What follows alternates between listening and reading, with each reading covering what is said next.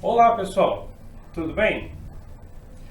No vídeo de hoje nós veremos um modelo matemático para o motor de corrente contínua.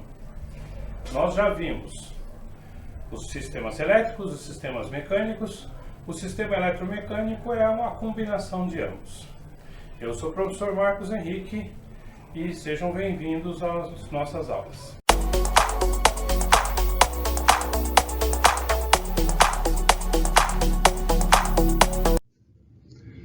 Bom, vamos lá então, pessoal.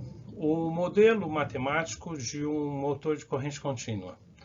Primeira coisa a gente observar é o seguinte, que os sistemas eletromecânicos não passam nada mais nada menos da combinação de dois outros sistemas, os sistemas elétricos e sistemas mecânicos, com acoplamento. Então, quando nós pensamos nos dois sistemas, nós já sabemos fazer o modelo de um sistema elétrico, já sabemos fazer um sistema mecânico. Agora nós vamos incluir mais um elemento, que é o elemento desse acoplamento.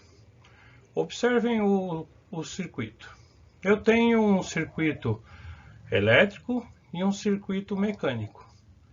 O sistema do motor de corrente contínua corresponde basicamente ao quê? A um rotor encapsulado em uma armadura. Então, é a partir desta percepção de um rotor, ou seja, um modelo matemático para um rotor e um modelo matemático para a armadura, nós obtemos a função que representa o sistema. Tá? Habitualmente, nós fazemos um modelo do quê? Da saída, ou seja, da rotação no eixo do rotor em termos da entrada, a tensão elétrica. Beleza? Bom, então vejamos como que nós podemos elaborar isso daí. Bom, então agora o que fazemos? Nós separamos os dois sistemas.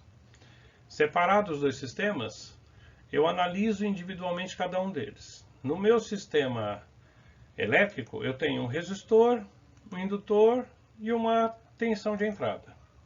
No meu sistema rotacional, eu tenho um momento de inércia, uma rotação decorrente do movimento, tenho um coeficiente de atrito viscoso ocorrendo dentro da minha armadura, nos elementos da minha armadura, mesmo que baixa, ainda é significativo, e decorrente disto, eu tenho uma força eletromotriz gerada. Então, observa, quem que faz a conexão dos dois sistemas? É essa força eletromotriz gerada.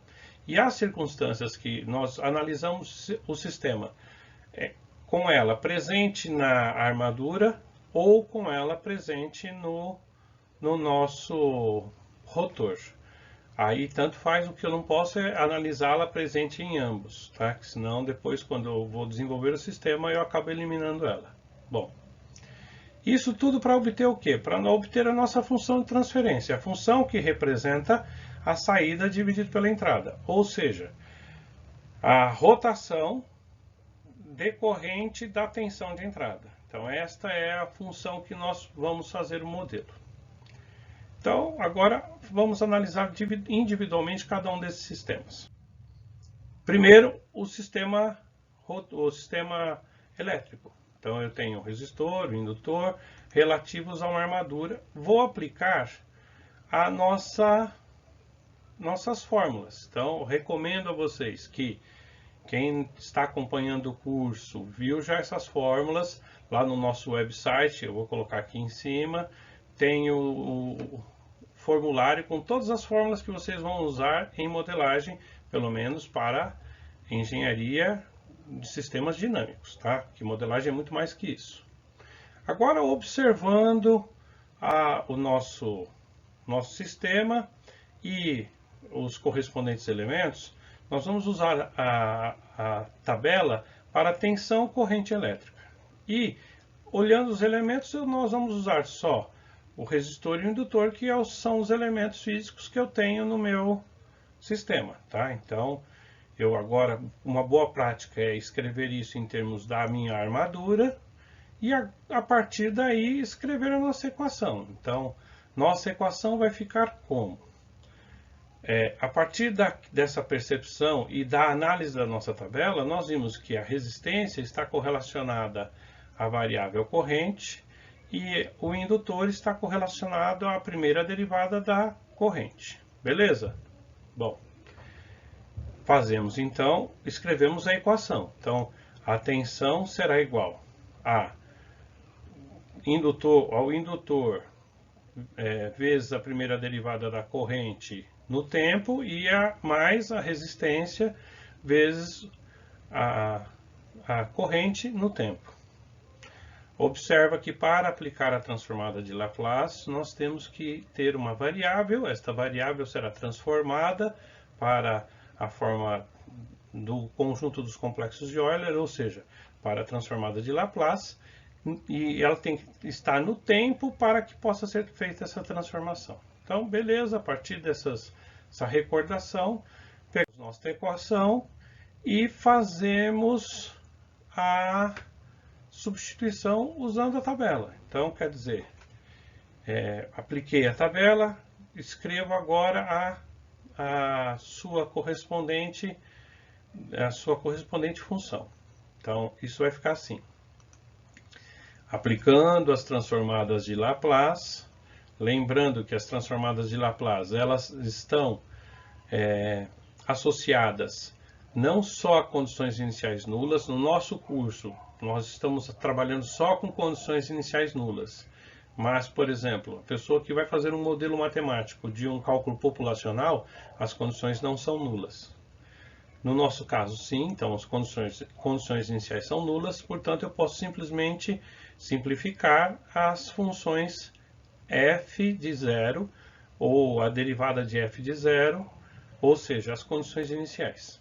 Simplificou, sobrou a transformada da função no tempo igual a transformada no conjunto complexo de Euler. A transformada da primeira derivada igual S, f de S, e de segunda derivada S quadrado, f de S, e assim sucessivamente. Tá? Bom, então agora simplesmente fazemos a substituição, ou seja, transformada de E no tempo, da tensão no tempo, é a transformada da tensão no conjunto complexo de Euler, que é igual a nossa indutância, que multiplicar a primeira derivada da corrente, será a constante de indutância vezes S I de S, mais resistência vezes a transformada de I de S. Bom, escrevi minha equação. Tendo escrito a equação, eu posso agora isolar todos os elementos para obter o que eu pretendo, ou então simplesmente deixar aqui. Marcos, eu vou deixar como está por enquanto. Vou agora fazer o modelo do nosso sistema rotacional. E depois fazemos a álgebra tudo de uma vez. Então vamos lá. Agora então, nosso modelo do sistema rotacional. Lembro vocês que tem uma força nova, que não é nova para a gente, não é nova, mas a gente tem que lembrar das suas relações. A força eletromotriz gerada, ela no tempo, claro, ela corresponde às suas relações diferenciais como sendo a constante da primeira derivada da rotação,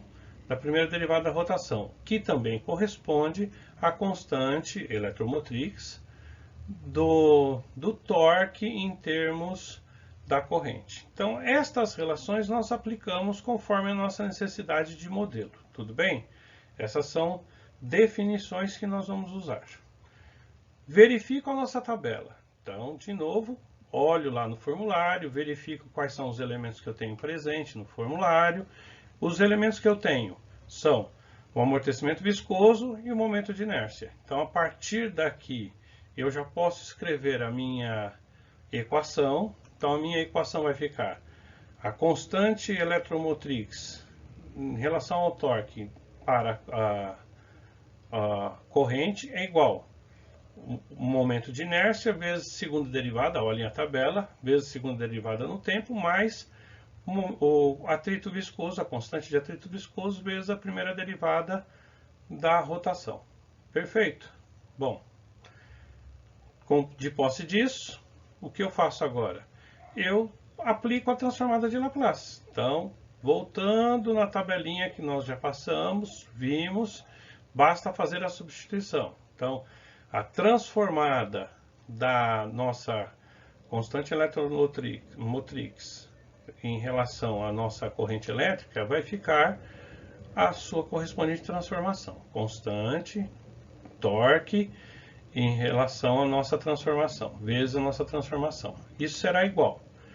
Agora, a segunda derivada da rotação.